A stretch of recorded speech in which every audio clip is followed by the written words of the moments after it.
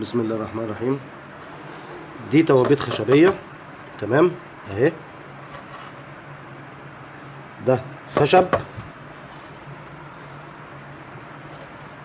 اهيت، ده من الداخل، دي الظهر بتاعها.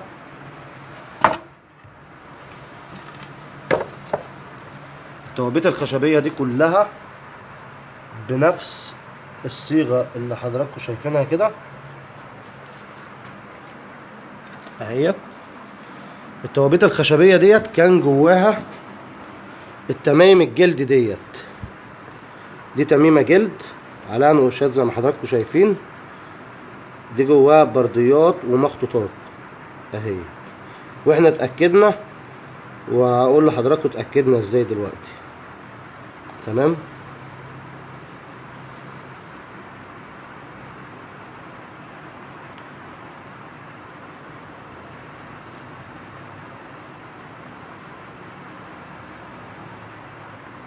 الحاجات اللي انا بصورها دي كانت جوه التوابيت، دي جلد كانت جوه التوابيت وجوه الحاجات اللي هي الخشبية دي، تمام.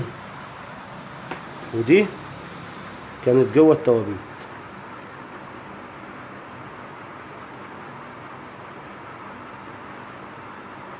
كل ده جلد تمام. دي توابيت خشبية. التمايم والحاجات ديت كلها جلد كانت جواها جوه التوابيت الخشبية اهي، باقيتها اهي، تمام. لما فتحنا واحدة منهم اهي نزلت ورق اهي من جوه، ملفوفة بالجلد اهو، تمام. نزلت ورق اهي. دي واحدة من ضمن برضو الوحايد اهي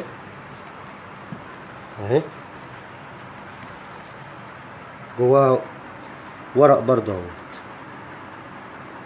لما جربنا فتحنا منهم، احنا فتحنا 4 كلهم جواهم ورق بردي، تمام. الباقي كل حاجة زي ما هي في مكانها. هنا بقى الحاجات دي لما دخلناها على جهاز الأشعة وجهاز السونار فصلتهم، اللي هي دي.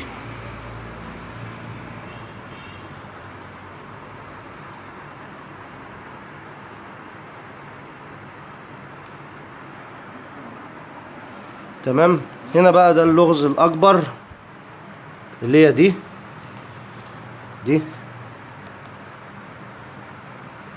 اهي،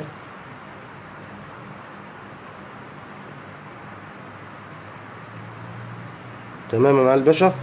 الحاجة دي ودول لما دخلناهم على جهاز الأشعة وجهاز السونار فصلوا الجهاز تماما، وبعد ما حشناهم بعيد الجهاز اشتغل تاني. ده كل الحاجات الموجودة.